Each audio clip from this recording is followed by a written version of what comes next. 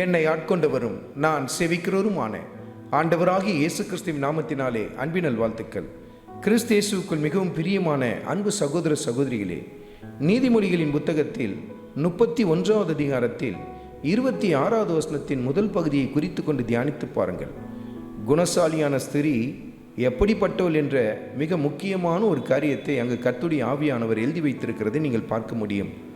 ஞானம் விளங்க தன் வாயை அவள் திறக்கிறாள் என்று சொல்லி கர்த்தருடைய ஆவியானவர் எழுதி வைத்திருக்கிறார். குணசாலியான ஸ்திரீ தன் வாயை எப்படி திறக்கிறாளாம்? ஞானம் விளங்க. அதாவது அவள் பேசுகிற வார்த்தைகள் ஞானமாக இருக்கும், சரியாக இருக்கும், நிதானமாக இருக்கும். பாருங்க, அதை தான் கர்த்தருடைய ஆவியானவர் சுட்டி காட்டுகிறார். ஞானம் விளங்க தன் வாயை திறக்கிறார். இது சகோதரிகளுக்கு மாத்திரமல்ல, இது சகோதரர்களுக்கும் சேர்ந்தது தான்.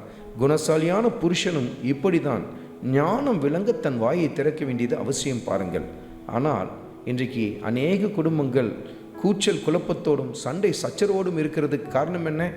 தேவையற்ற பேச்சுக்கள், தகுதியில்லாத காரியங்களை பேசுதல், கெட்ட வார்த்தைகளை பேசுதல், தூஷணமான வார்த்தைகளை பயன்படுத்துதல், இவைகள் தானே குடும்பத்திலே கூச்சலையும் குழப்பத்தையும் கொண்டு வருகிறது.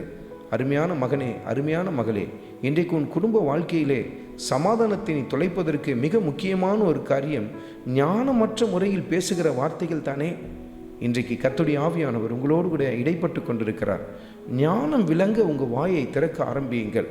நாம் பேசுகிற அந்த காரியம் சரிதானா? இந்த காரியம் மெய்யாகவே சரியானதாய் கர்த்தருடைய சமூகத்தில் காணப்படுமா என்று சொல்லி சீர்தூக்கி பார்க்க ஆரம்பிங்கள். இந்த வார்த்தையை நம்ம பயன்படுத்துகிறோமே, இது மற்றவங்களை புண்படுத்தும் இல்லையா? இது அவர்களுடைய மனதை காயப்படுத்தும் அல்லவா? இந்த கெட்ட வார்த்தையை நம்ம பேசலாமா?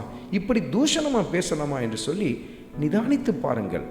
ஞானம் விளங்க உங்கள் வாயை திறக்க ஆரம்பியுங்கள். உங்கள் குடும்பத்திலே தெய்வீக சமாதானம் ஆளுகை செய்வதை நீங்கள் எல்லா சமயத்திலும் பார்க்க முடியும். ஆண்டவராகிய இயேசு கிறிஸ்துவின் கிருபை உங்கள் அனைவரோடும் கூட இருப்பதாக. ஆமென்.